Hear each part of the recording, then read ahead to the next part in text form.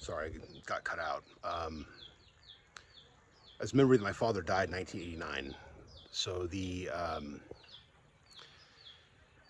year after my first grade school year, and it wasn't until I got his death certificate in front of me that I saw 1988. I'm like, that can't be right. I remember that. I remember getting in fights in first grade. I remember getting a lot of fights with kids. I remember, I became a bit of a bully in some ways. I was didn't really know why at the time, and I didn't remember why it was at the time. At least, in following years, I thought that my dad died and things got easier for my mom, and somehow, I kind of calmed down a little bit. Got in less fights in second grade, only a couple fights in third grade. Kind of stopped fighting in fourth and fifth grade, but and realized that it's because my dad died that I got in all those fights. I hate to use the term recovered memory because recovered memories are not always accurate.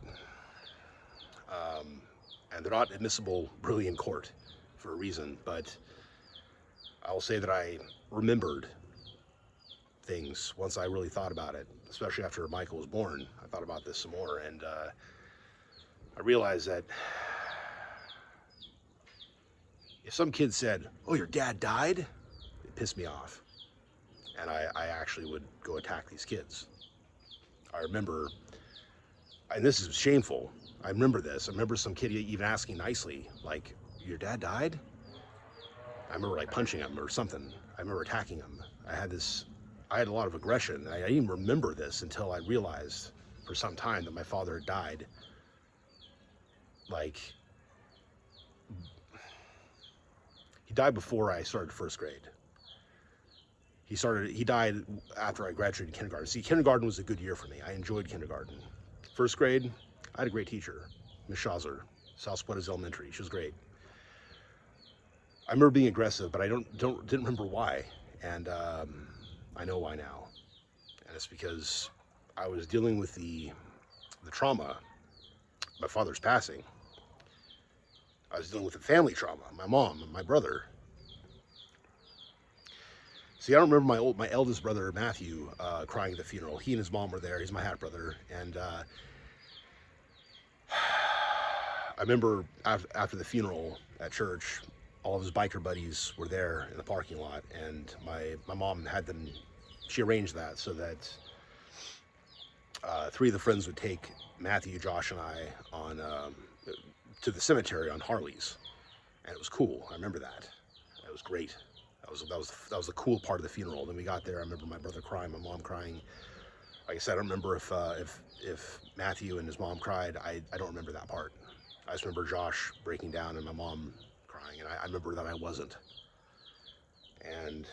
But it doesn't matter when you're 6 years old. These things they affect you because they affect your family. You feel the pain that they're feeling, even if this also is horrible, but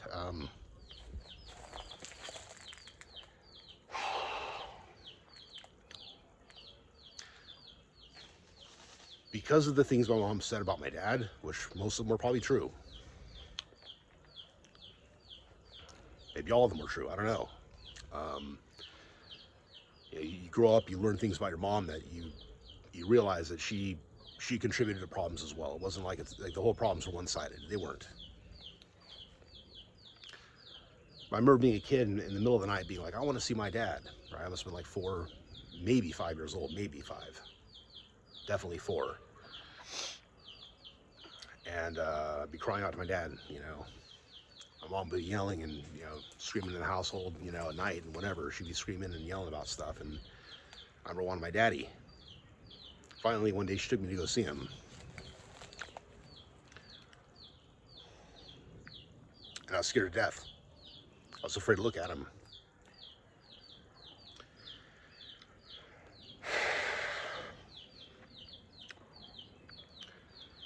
We were in my mom's red Volkswagen van, and I was scared to look at him.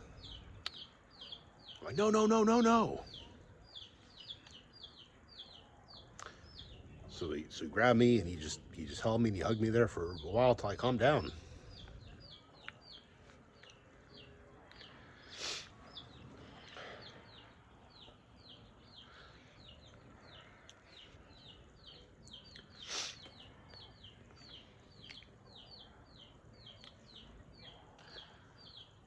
So Josh and I went up to his apartment for a little bit and we spent some time and mostly they talked. And I remember looking at this cereal box on the wall and it had like little blueberries on it. And I was like, man, I want some cereal.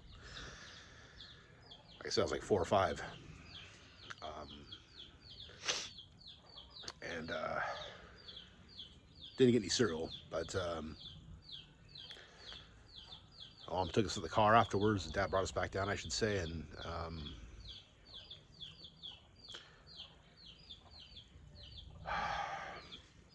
so we drove off. Mom's like, if you guys want to see your dad, it's okay. You can definitely see your dad. And I'm like, eat cereal with him?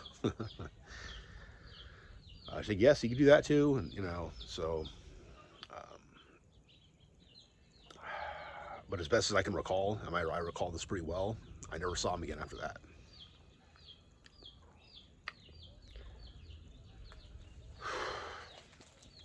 Then roughly about a year or so later, we're standing right here.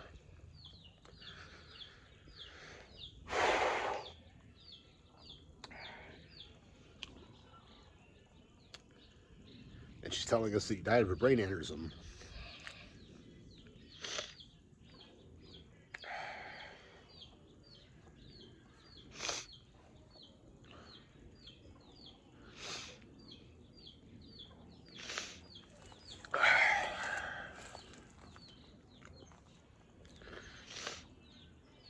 I didn't just lose out on my dad. My brothers, we didn't just lose our dad. We lost a father figure because Matthew was about 12, Josh was about 9, I was about 6.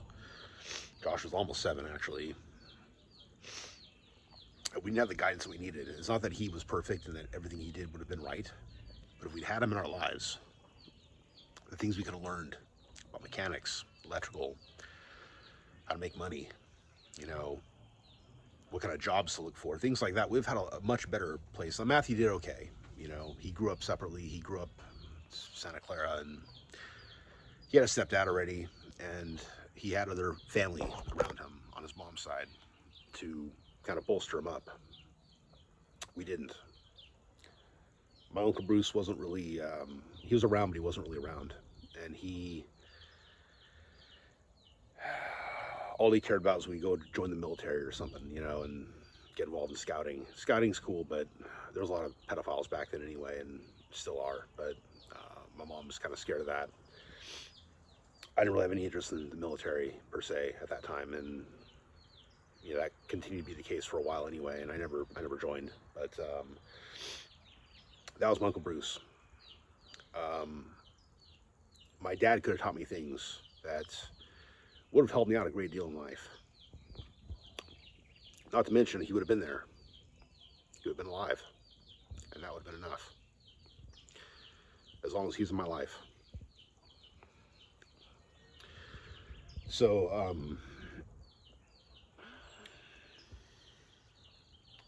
this is why,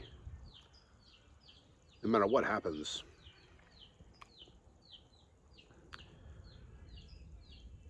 no matter what happens,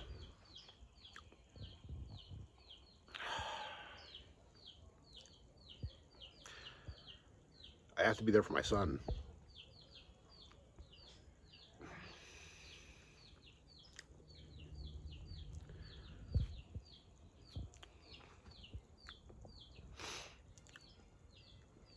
I can't move away from him. I can't do anything like that.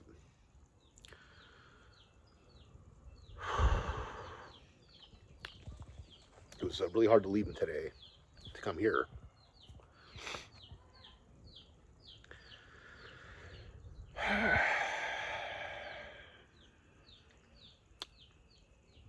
It's really hard.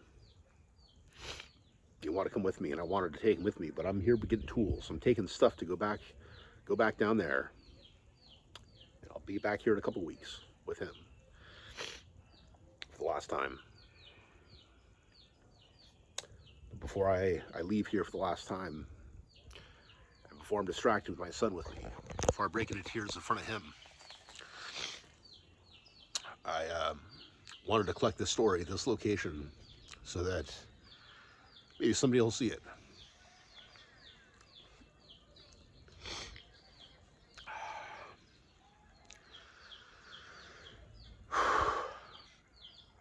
And things get rough, and I'm not able to be there with him all the time.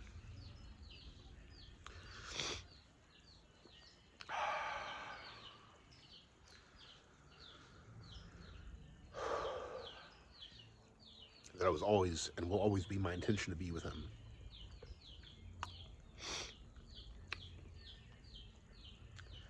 To be near him, to protect him, and to teach him. Whatever happens in life. Because you never know what's going to happen. I could drive home after I upload this video, and I could die on the way home. But someday if he sees this, if his mom shows him this channel, anybody does.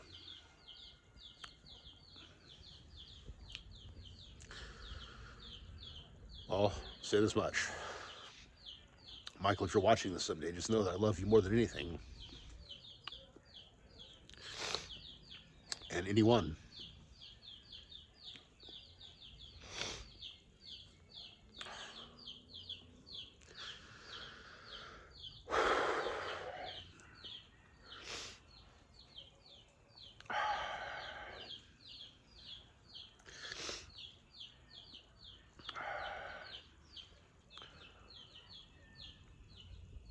Whatever happens, if I live long enough, it'll be to bolster your life,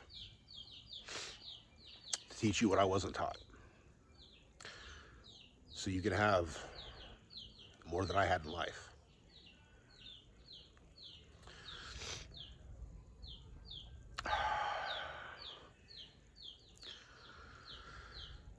And hopefully I can teach you to avoid the mistakes that I made in the past when I was younger, and make better decisions financially and professionally and everything in relationships. You know, just to not make the same mistakes. And hopefully give you better advice on, you know, finding the right woman and being a good dad. You know, things like that. All the things that really matter in life. So, and help you stay close to God. That is the most important thing ever. So,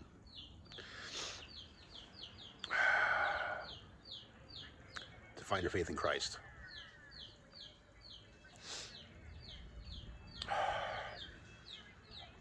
And to be there for your son and for his sons. And to